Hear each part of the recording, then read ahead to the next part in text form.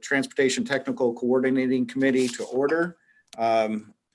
First of all, I want to mention to anybody in the public that wants to make comment, we do have a public comment period. The easiest way to do that is to enter your comment or question on chat. We'll try to get to those. We have a huge agenda today, but you can go ahead and post on chat, and somebody is monitoring that. We are responding to comments to the anybody that from the public that has made comments regarding what agenda item is it? I forget, but KIPTA is responding to those. I want to talk real quickly about the TTCC voting members because we have so many people on and can't see the screen. When we get to an action item on the agenda and we get a motion in a second, what I'm going to do, as we've done in the past, is call for anybody who wants to vote against the motion. I'm assuming that typically we have fewer people. Now that way we can record those that might be opposed to the motion, and then we can just assume that everybody else has voted in favor. I know there are several screens that you have to go through, and it's really difficult with this many voting members. So we're going to do it like we've done in the past. So with that, Amanda, I want to call this meeting to order and get a roll call. Thank you, Jim. Judge Jerry Summers. Yes. Felicia Harper. Keith Griffey. Here. Mayor Treva Hodges. Matt Minier. Here. Mayor Bill Dira. Mayor Mike Moore. Andy Crouch for Mike Moore. Chad Reiskell. Mayor Barry Armstrong. Here. Elizabeth Hardin. Lori Pacino. Mayor Jeff Gahan. John Rosenbarger. Chris John Streeps. Larry Summers. Mayor Hockenberry. Arthur Jones. Here. Scott Fleming. Keenan Stratman. Here. Bernie Bowling. Brian Dixon. Jeff Baker. Stacia Franklin. John Locke. I think I saw him on. Did you say John Wallace? No, I'm sorry, John. I hadn't said you yet. Yeah, it's okay.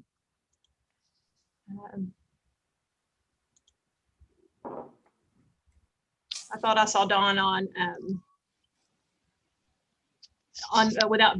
We'll check that. Justin Tackett, Sean Seals, Kathy Eaton McCallum, Emmanuel Nusongwu, Deputy Secretary Tony McClellan, Robin Bolte.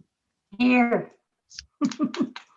Maria Bouvet, Matt Yates, Lisa Pop, Tanya Higdon. Here. Matt Bullock, Steve Ross, Thomas Witt, Tom Hall, Here. Tracy Lovell, Present. okay, sorry, Tracy. Eric Perez, Here. Derek Morris, Tabitha Martin, Keith Talley, Bradley Combs, Carrie Butler, Michelle King. Here. Was that Craig Butler? Yes. Okay. Not Carrie. She's not here. Oh, I'm sorry. Carrie is on the list. She does not work with APCD. Craig, I Right. apologize. Right. All right. That's what I thought. It's okay. Sorry. Gotcha, Craig. And Michelle. Rachel Hamilton. Gretchen Milliken. Michael King. Rachel Casey. Jeff O'Brien. Beth Stuber. Emily Liu. Joe Reberman. Vanessa Burns. Amanda Dethridge. Here. Dirk Gowan. Dan Mann. Bob Slattery. Brian Sinwell. Judge Vogel. Jim Silliman. Here. Kevin Nuss, Jim Urban, Here. Amy Alvey, Belinda Demas, Jeff Miles, George Ott, Bill Wright, Brittany Montgomery, Kevin Beatty, Ryan Ramsey, Carrie Butler, not Craig, Ida Kopic, Here. Jeffrey Hoban. Okay, that's everybody. I'm not going to read the advisory committee members, but I see several of you. Thank you for being here, and I do have those listed in chat. We do have a quorum, Jim. Great. Thank you, Amanda. So the first item of business that we need an action on is the September 2020 TTCC meeting minutes. If anybody has looked those over and would make a motion to approve. Keith Griffey, so moved. There's a motion. Is there a second? Matt Mignola, second. Thank you, Matt. I appreciate you all saying your name too. Any comments or questions about the meeting minutes? Like I explained earlier, what I'm going to do is ask for anybody opposed to the motion, say aye or nay, sorry. I hear no nays, so I'm going to assume that we have unanimously approved the minutes. Again, that's the procedure we're going to use. The next thing is the transportation policy report from Amanda. Thank you. So our last TPC meeting was on September 24th, and TPC took the recommendation of this committee to approve the project management guidebook, PMG, which outlines all the rules around projects that are funded with MPO's dedicated funds. So that was approved. We brought back in September for the policy committee the public involvement report, and Greg Burris, our relatively new community outreach specialist, shared with the TPC all the strategies we had used in the previous month and any input that we had received. So we're glad to have brought that report back. We also highlighted our refreshed public participation webpage, and you can find that on kipta.org under transportation public participation, which just outlines all the ways that members of the public can connect with us and highlights a new interactive map where members of the public can leave location-specific concerns anytime, not just when we're having a public comment window for a specific product. Elizabeth Fark shared with the group the draft coordinated human services transportation plan and received approval to take that out for public comment. We updated the TPC on the Amendment 2 schedule, which shared the same public comment window with the draft coordinated plan, October 24th to November 7th.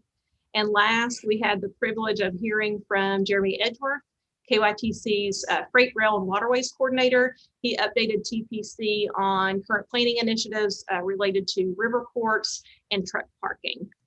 That concludes my report about September TPC, and I'd be glad to take any questions.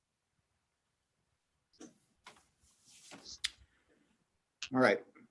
I don't hear any questions, so I'm going to go ahead and move on. The next item is the public comment period.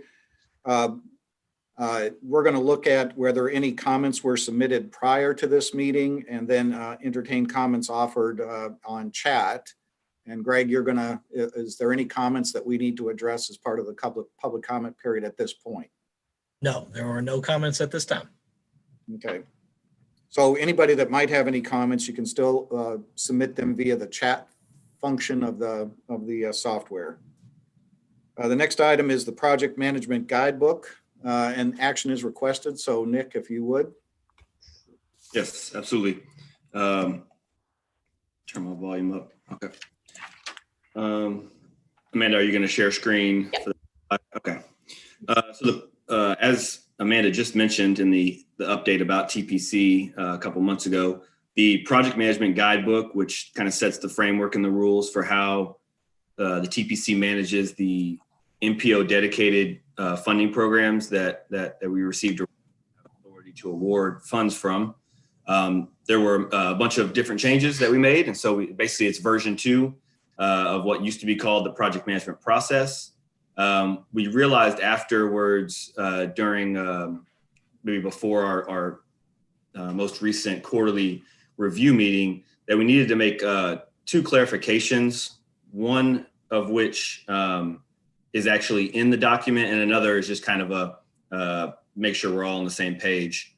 I don't see the slide yet, but essentially the first requested change is, I think, on page 9. There was a clarification, or there was a statement about how often cost increase opportunities will be available for Kentucky project sponsors.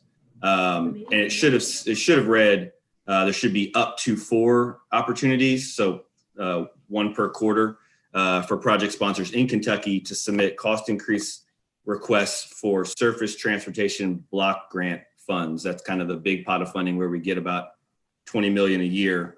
And so that's one of the changes. And that is actually a revision to the document.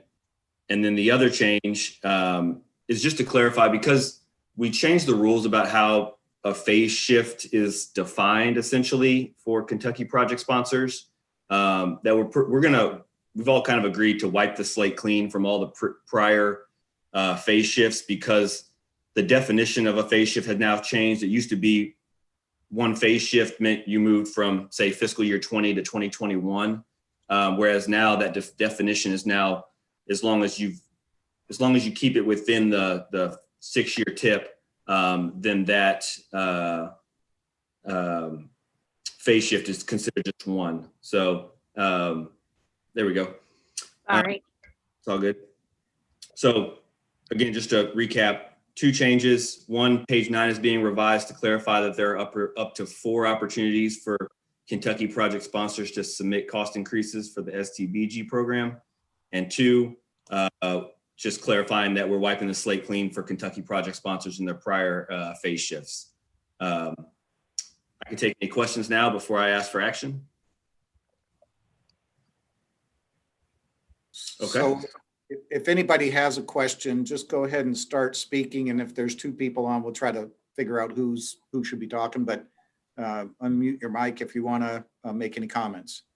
This is Amanda Deathridge here. The only question I have is about the clarification for the cost increases to say 4 opportunities per year. Will those coincide with our quarterly progress reporting? Yes, we'll stay on the same kind of quarterly schedule. As long as there are funds available in that cost increase reserve, then we will make that opportunity available all 4 quarters.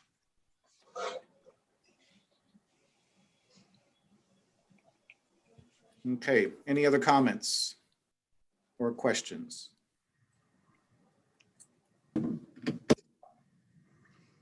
All right. Hearing none, Okay. action is requested. So if we can get a motion to approve. Barry Armstrong moves. Okay, there's a motion. Is there a second?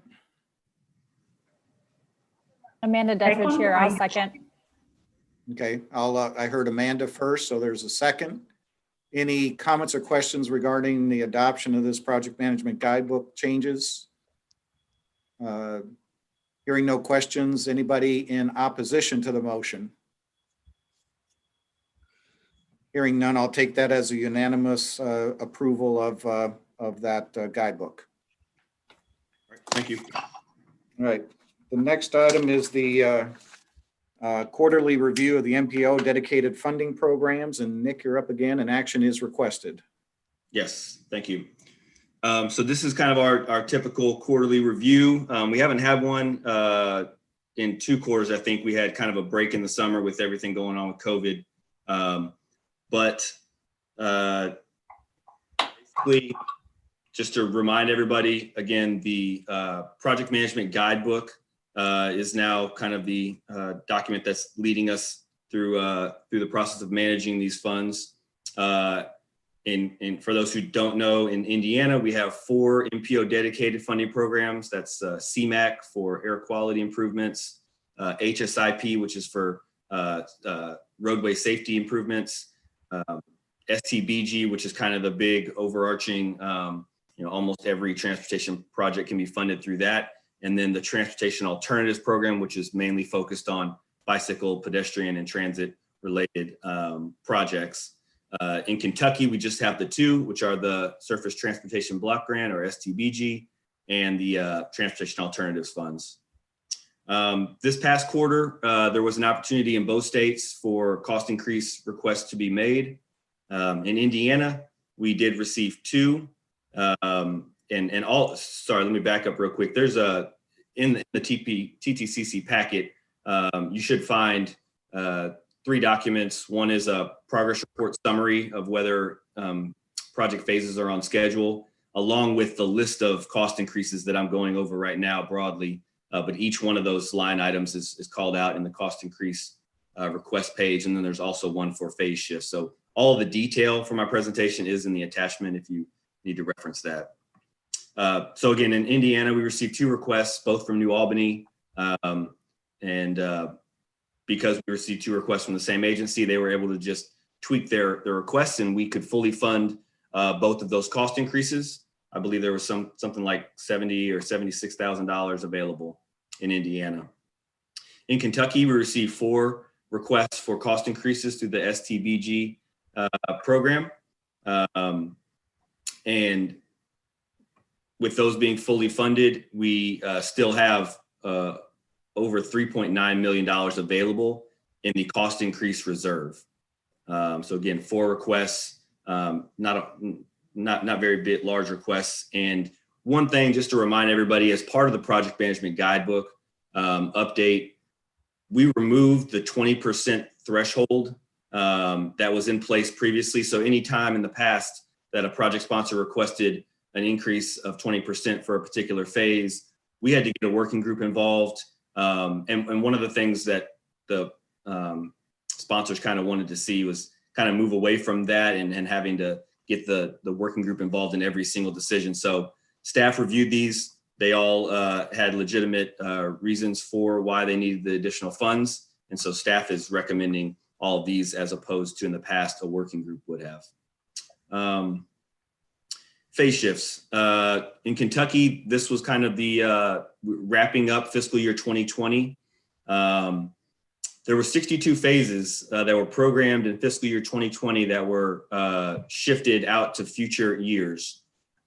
This is a large number, but it's a little misleading because of how the rules used to be, where one phase shift equals 1 year. Sponsors, what happened was a lot of sponsors ended up with 2 and 3 phases in the same fiscal year. And so as part of the update, project sponsors have taken an opportunity to completely reset all their schedules to something that makes sense, that's achievable. And so that's why you see so many phases being shifted. The last thing I want to mention is there was a funding swap in Indiana between Clarksville's Blackiston Mill Phase 2 project, which is going into right-of-way, and Floyd County's Bridge 51, which is also part of Blackiston Mill Road. They are swapping their right-of-way funds. So Clarksville is actually going to go to right-of-way in fiscal year 2021 using Floyd County's funds, and Floyd County is going to do the opposite and use the other funding in fiscal year 2022. It's kind of outside the rules, or outside of the framework of the project management process, just because in Indiana, you can't really phase shift. So trades have to be made when projects are delayed. So that is one thing I wanted to note. There's no increase or decrease in the total amount of funding being awarded, just kind of a straight swap between those two. In terms of, so we kind of covered cost increases and phase shift and this funding swap. In terms of how we did, how project sponsors did in 2020, obviously Indiana's fiscal year ended back in June. And I can say that they obligated about $4.6 million, which is approximately 97% of the funds allocated in fiscal year 2020. As a reminder, you can't carry over funds in Indiana, so it's imperative that those funds get obligated or else they're lost to the state. In Kentucky, there is more flexibility, and there was only about $9 million obligated, which is about 12% of what was programmed. But again, that program number is a little misleading because we had so many projects with multiple phases all grouped in fiscal year 2020. That's not to say that $9 million is a good year. I think obviously there was a lot of setbacks for a lot of project sponsors because of COVID, whether it's consultants, in-house staff, or whatever. We saw a significant drop off in obligations this year. Last year, it was about 24 million, which is about 3 or 4 million more than we receive annually. And this year was well under that. So hopefully 2021 is a year where we can get back on track, although obviously COVID implications are still kind of with us. And then in the Transportation Alternatives Program in Kentucky, about 260,000 was obligated, or about 5% of the funds. So again, not a great outlook, hoping for a much better year in fiscal year 2021. I can go ahead and take any questions or comments at this time before action is requested. Well, for the sake of ease here, maybe any questions about the Indiana projects?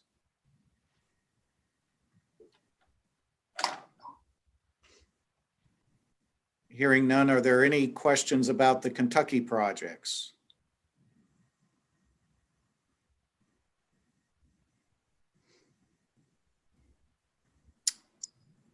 I'm not hearing any or seeing anything. Anybody see any, maybe their mics aren't unmuted and I'm just not seeing the full gallery of people. Anybody have any comments?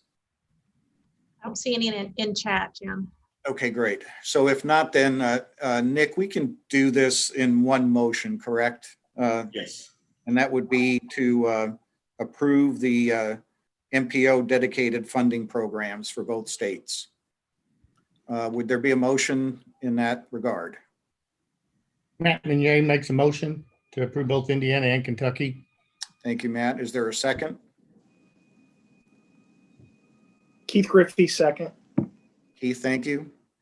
Any questions or comments about the motion? It's simply to adopt. There being none, are those anybody in opposition to the motion say nay? Not hearing anybody, I'll take that as a unanimous approval. Nick, as always, thanks for your excellent review of this program. Appreciate it. Thanks, Jim. The next item is the public involvement for amendment number 2 to the Connecting Kentuckiana 2040 Metropolitan Transportation Plan, the fiscal year 2020 to 2025 Transportation Improvement Program, and the draft Coordinated Human Services Transportation Plan. That's a mouthful. Greg, you're on board, and want to officially, on my behalf, and anybody else that hasn't met you yet, welcome to KIPTA. Oh, thank you very much. I appreciate that. I really enjoy being here. Good afternoon. Public comment window for Amendment 2 and the draft coordinated plan ran from October 24th to November 7th, and we hosted a virtual public meeting on October 27th from 5 to 7 p.m. We used a number of strategies to increase awareness and input, including advertising in multiple newspapers. We created a dedicated website to house all the information and an interactive comment map. Multiple social media posts across our main platforms were also posted. And an email blast went out to over 2,100 people on our MPO mailing list. In all, we received 41 total comments on the proposed Amendment 2 to the NTP and the fiscal year 2020-2025 TIP, and we received 1 comment for the draft coordinated plan. Most feedback we received came via the interactive map that was created, and the I-64 Eastwood-Fisherville Connector project was the most commented on. We received a mix of feedback in favor and against the project, with most concerns on impact to traffic in the area. Feedback for the other projects were mostly positive and in favor of the projects. The interactive map allows users to like projects along with commenting. We received 54 total likes across for all those projects. 12 of those likes went to the I-64 Eastwood-Fisherville Connector project. All comments were sent yesterday to TPC as they kick off their 15-day review. That concludes my report, and I'll take any questions. Great, thanks. That was very concise. I appreciate it. No problem. Any comments or questions for Greg? Action is not requested on this particular agenda item. This is Amanda Dethridge here. I don't have a question. I just wanted to commend you on the new website and the interactive map. I thought it was a really cool addition. Oh, thank you. It was a total team effort, but we also appreciate any feedback like that. Good. Anyone else? Okay, thanks, Greg. Yes, sir. Next item, agenda item number 8 is the draft coordinated human services transportation plan, and action is requested. Elizabeth is going to talk to us about that. Hello, everyone. I am here to ask for final recommendation for approval for the Coordinated Human Services Transportation Plan.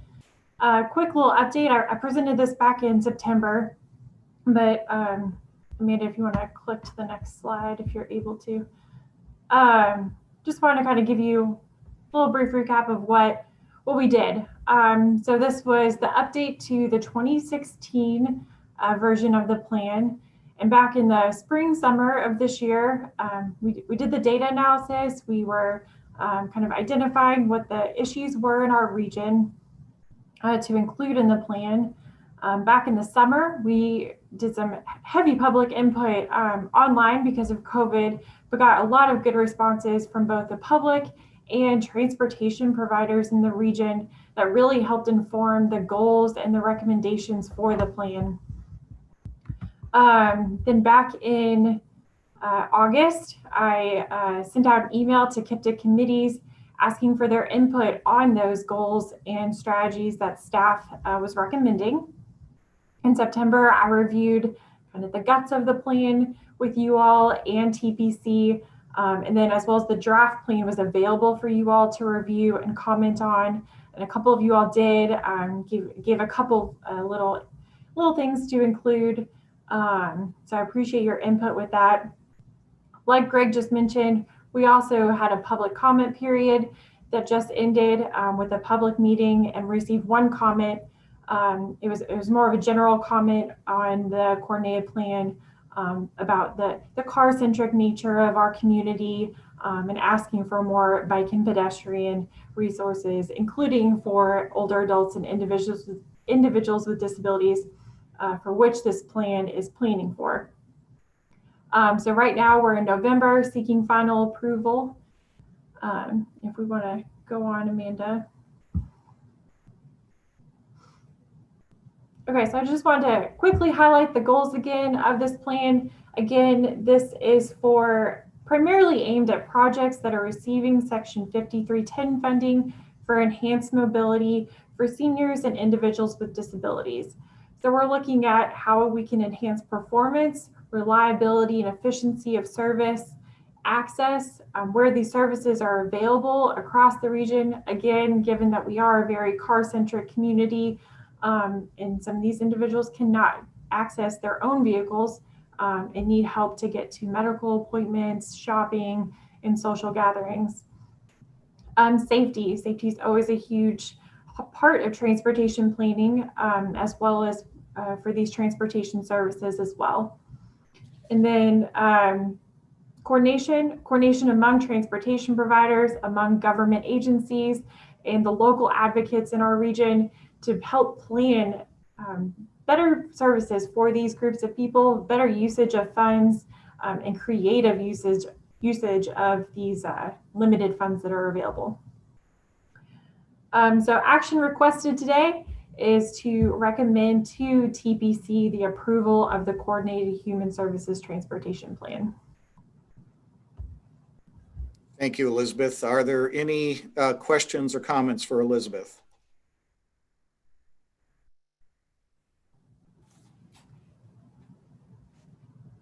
I'm not hearing anybody. Is anybody seeing anybody that might have comments or questions that I can't see on my gallery view? There being none, I'd like to ask somebody to recommend to the TPC that they adopt a coordinated human services transportation plan as presented by Elizabeth.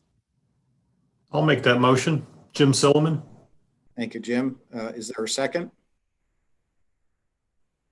Second, Andy Crouch. Andy, thank you. There's a motion and a second to recommend the approval of the TPC. Are there any comments or questions about the motion, first of all? There being none, are there any of those that are voting members who are opposed to that recommendation? Hearing none, I'll take that as a unanimous approval to send it on to the TPC. Thank you, Elizabeth. Thank you all. All right, the next agenda item has got 3 action items in it, and we're going to take them separately as the staff goes through it. But the first one is amendment number 2 to the Connecting Kentuckiana 2040 Metropolitan Transportation Plan. Actually, I guess we're going to hear all of these 3 items. So that includes the fiscal year 2020 to 2025 Transportation Improvement Program and the KIPTA Performance Management Plan. So David and Nick are going to present this, and then we're going to take those 3 items separately just for the record. And I think you just gave our presentation. All those in favor say aye. Nick has primarily been leading the effort to put together Amendment 2 to the MTP and to the Transportation Improvement Program. This started several months ago, and it's been an all hands on deck kind of approach, but we wouldn't be able to do it without working closely with our project sponsors to make sure that we get accurate and up-to-date information reflected in both the TIP and the MTP.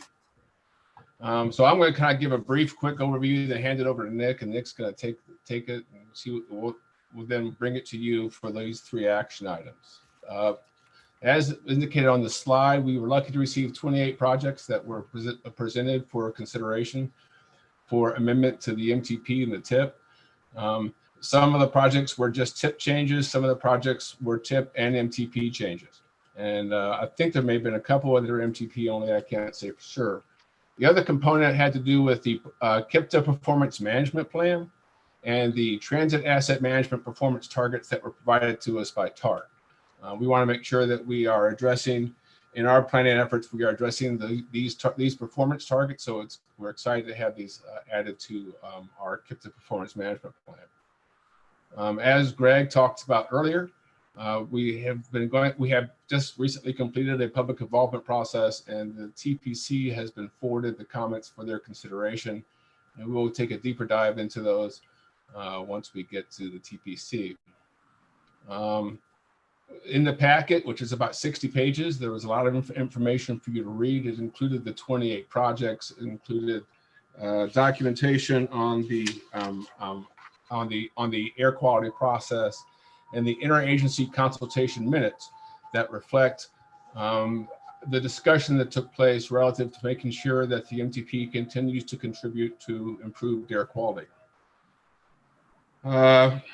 Let's see. So I think I've hit on the highlights. Nick, do you want to add anything else to the presentation? I'm not sure there's a whole lot. I mean, we had 28 projects. Most of these projects, the changes were to existing projects and stemmed from the new 6-year highway plan in the state of Kentucky. And again, the performance targets were updated by TARC, and we're just kind of updating those in our documents as well. So I think David kind of hit the nail on the head for the most part, and Greg covered the public comment earlier. So we can take questions or comments at this time if there are any about specific projects or the process.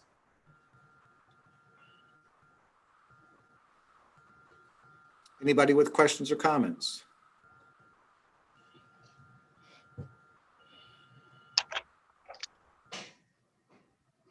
I don't hear or see any. So we're ready for a motion then? Yes, sounds like it. Okay, so there are 3 action items requested. The first is for approval of amendment number 2 to the Connecting Kentuckiana 2040 MTP. And that's a recommendation to the TPC.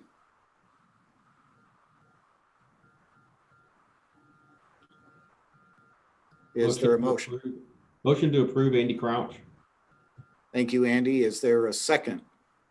Second, Keith Griffey. I heard Keith first, so I'll take Keith as a second.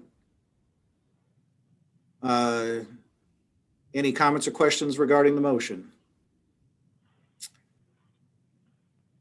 Hearing none, are there any who are opposed to the motion? Say nay.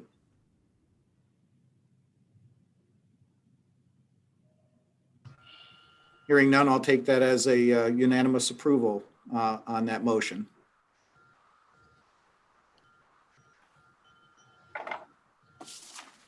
Okay, the next one is to approve amendment number 2 to the fiscal year 2020-2025 TIP. Is there a motion for that approval?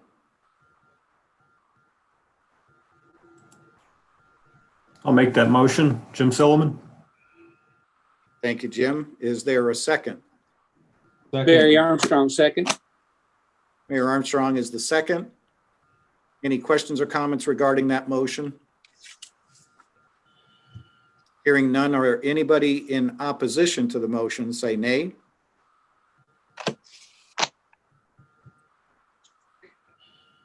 Hearing none, I'll take that as a unanimous approval. And then the final request for action is approval of the transit asset management targets in the KIPTA Performance Management Plan. And these are, again, are all recommendations to the TPC. Amanda Dethridge here. I'll make a motion. I hear Amanda with a motion. Is there a second?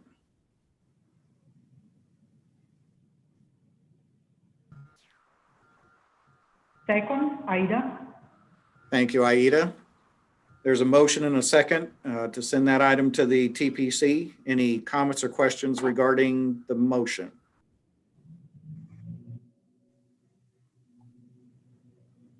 Hearing none, anybody voting member that's in opposition to the motion signify by saying nay.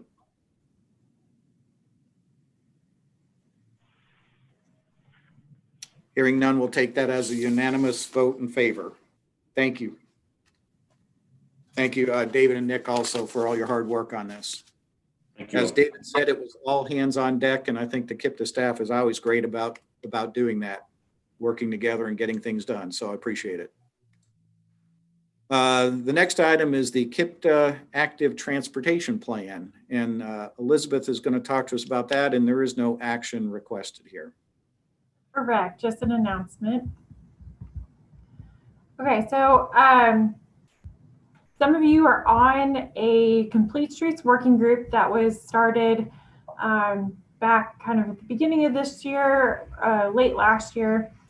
But for those of you who are not on it, staff kind of took the opportunity when COVID stopped that working group from getting together to kind of take a step back and say, Complete Streets policy is a great idea, but maybe we need to take a little bit more of a holistic look at the region and do an active transportation plan. We haven't had one or a bike ped plan in many, many years. So it's just kind of a way to round out that side of planning, give us a good foundation to know what we want for a Complete Streets policy in the future. So I just kind of wanted to give a little announcement, a little bit of a scope about what we're thinking. Okay, so some key questions that staff has been kind of tossing about, thinking about is where are people currently walking and riding?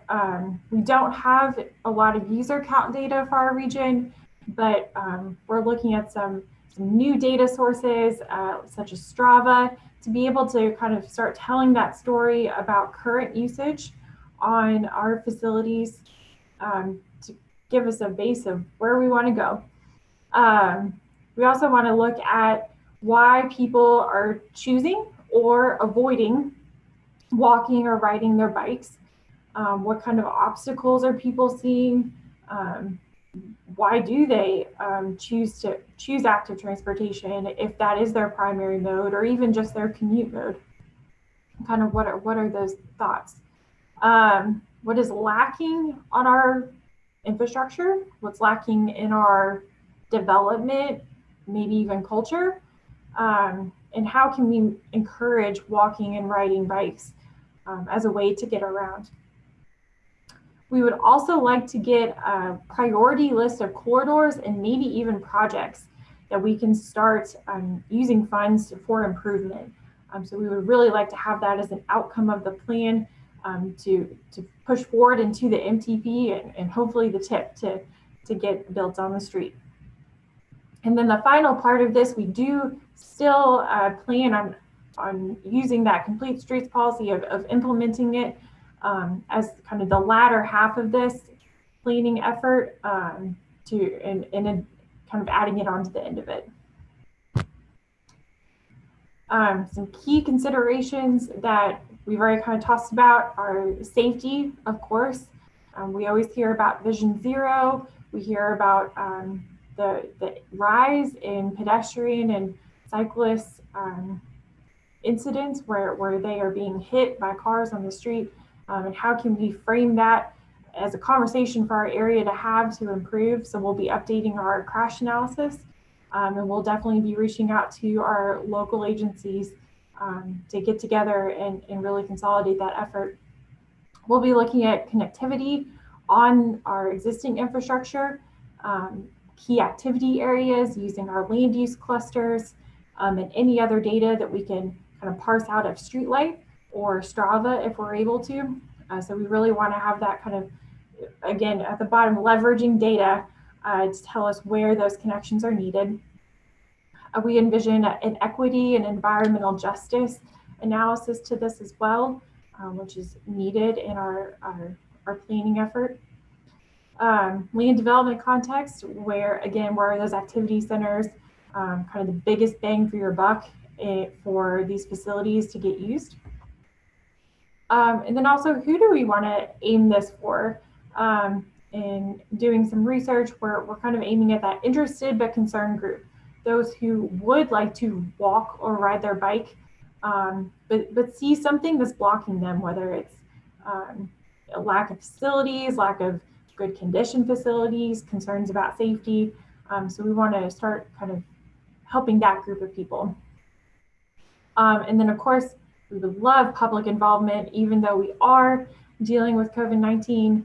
We do envision having a heavy online presence, Zoom meetings, reaching out to stakeholder organizations, and utilizing you all to help us get the word out, to get input into this plan.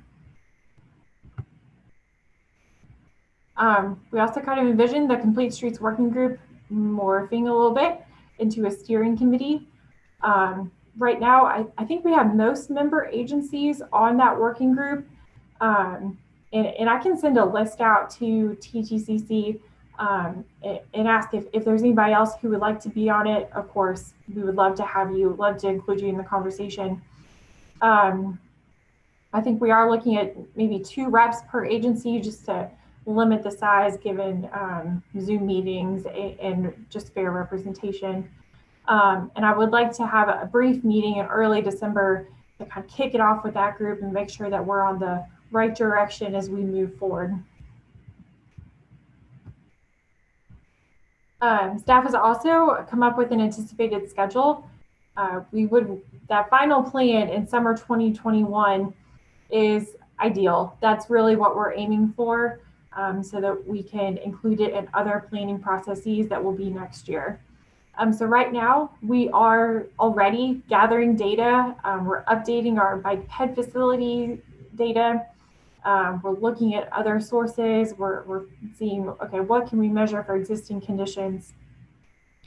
I imagine early next year to start the public outreach with stakeholders and the public to get their input on identifying issues and what they would like to see our region have as far as bike and pedestrian facilities.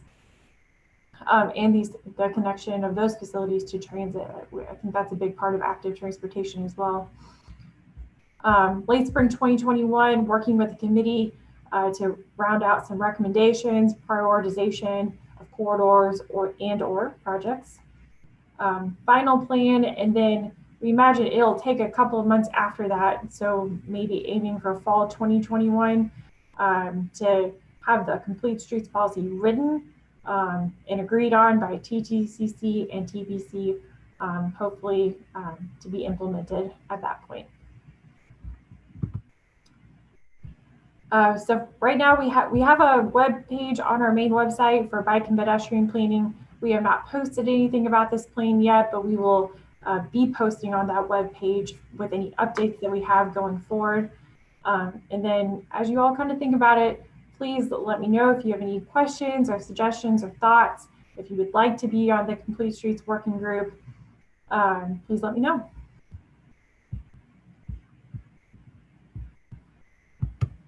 Great, thank you. Any questions for Elizabeth or comments? Yeah, please. And I'll apologize. I had to step out real quick to take a emergency dispatch call. So if you explained this already, my apologies. But you mentioned, I came back in and you were talking about Strava. You know, we've kind of been discovering or learning what we can get from Streetlight. Andy Rush has been helping us in Oldham County. What access do you have or KIPTA have to Strava, that special access to data that's helpful here? So Strava recently, you have to apply for it, but they're allowing government type agencies free access to their online data dashboard. So they have actual user data from people who use the Strava app, which is typically for recreational use, running, hiking, biking, swimming. So recognizing kind of that issue with the data. But we're still kind of parsing through it, but we see it as a way to see at least where people are using facilities, even if it's for recreational use. It might help, and it's free for us. So why not take a look at it? But we're still reaching out to some other MPOs who have used it.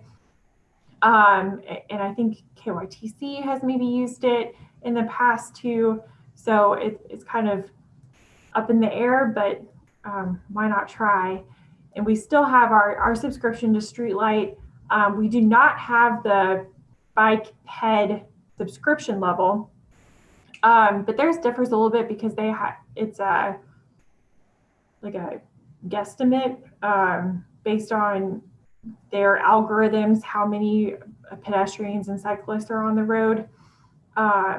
So I think we're exploring Strava first, but we can still get some information from Streetlight as far as short trips around certain areas that can kind of help us hone in on maybe where we can convert those short trips to bike ped trips. Could you share with us the contact for, you say it's free to government for these data sets? Yeah, I'm happy to send out the, I think it's a link on their webpage, and you you just apply, and they process it and send you a login. So yeah, I'll send that out to TTCC to look into. Thank you. Thanks. Anybody else with questions or for Elizabeth?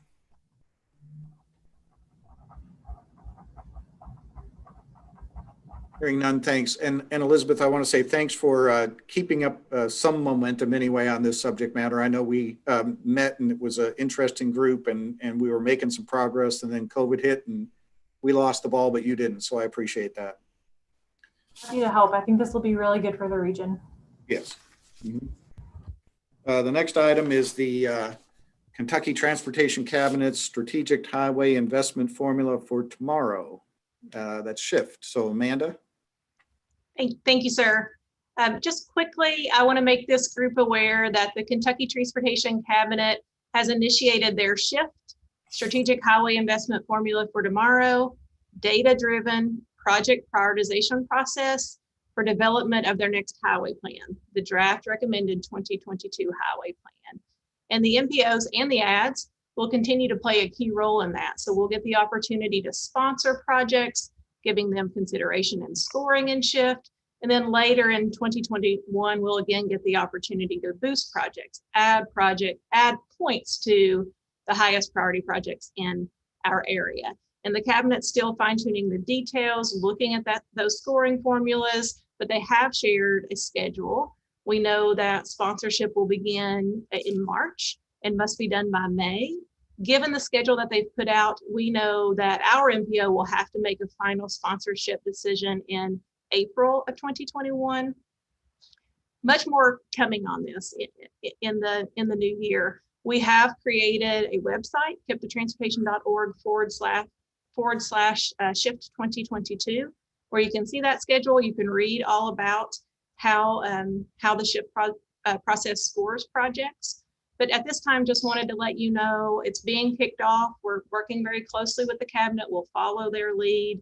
It'll look a lot like it did last year. And again, you'll hear more about this in the new year. I'd be glad to take any questions. Great, thanks. And I see on my screen, Tom Hall. Tom, do you have any comments about this or anything to add to what Amanda has told us? Or I don't have any comments. Tracy Lovell might. I don't see Tracy on my screen. I'm sorry. So is Tracy on? I am. That pretty much covers it for what we know now. Great. All right. Any questions for Amanda? Thank you all. Thanks, Amanda. The next thing is it's time to look at nominating officers for the TTCC for next year.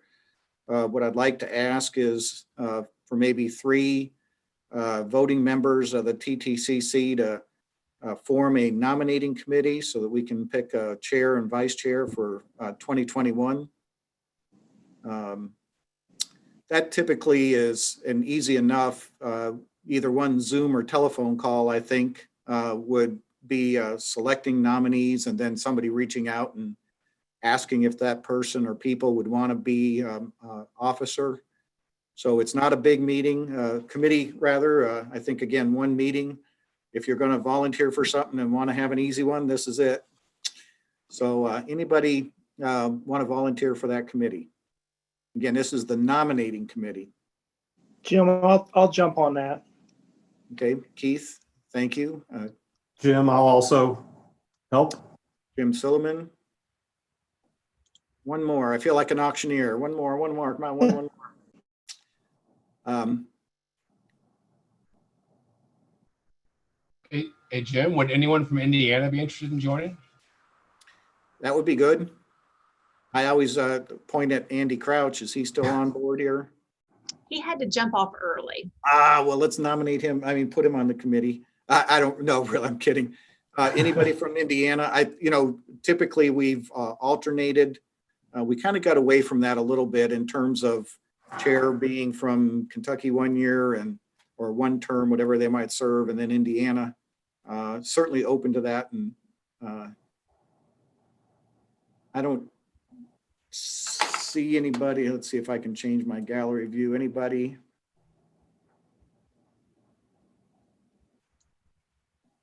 I suppose realistically, maybe I'll call Andy if I don't hear anybody else jumping on board. And the only reason I'd like 3 is I may chair that committee, but I'm not going to vote on it. And usually when you have an odd number, if there's a tie, somebody's breaking it. So I'll reach out to Andy or maybe Brittany or somebody, see if they'd be on that committee. So for now, let's stand at those 2 members, Keith and Jim Silliman. And then again, if anybody does want to be on it, we don't have to limit it to 3. If we end up with more, that's fine too. All right. I want to go back to Greg. Have we gotten any comments on the chat that we need to address at this point? We have not. No questions and no chats. Okay. Is there any other business that needs to come before the TTCC at this point? I would like to just briefly give a little shout out to the fact that KYTC has just released their public involvement plan for review. It's a draft 2020 plan. You can find it on our KYTC homepage at transportation.ky.gov. We've also got a dedicated page through our planning website. As I'm clicking to that right now, transportation.ky.gov/planning. And you can click on that. It's one of those banners across the top, and it will take you to a copy of the document, various forms, as well as a survey. If you would like to complete that survey, just 10-question survey. And that runs through December 15th. Thank you. Thanks for mentioning that. Any other items to come before the TTCC?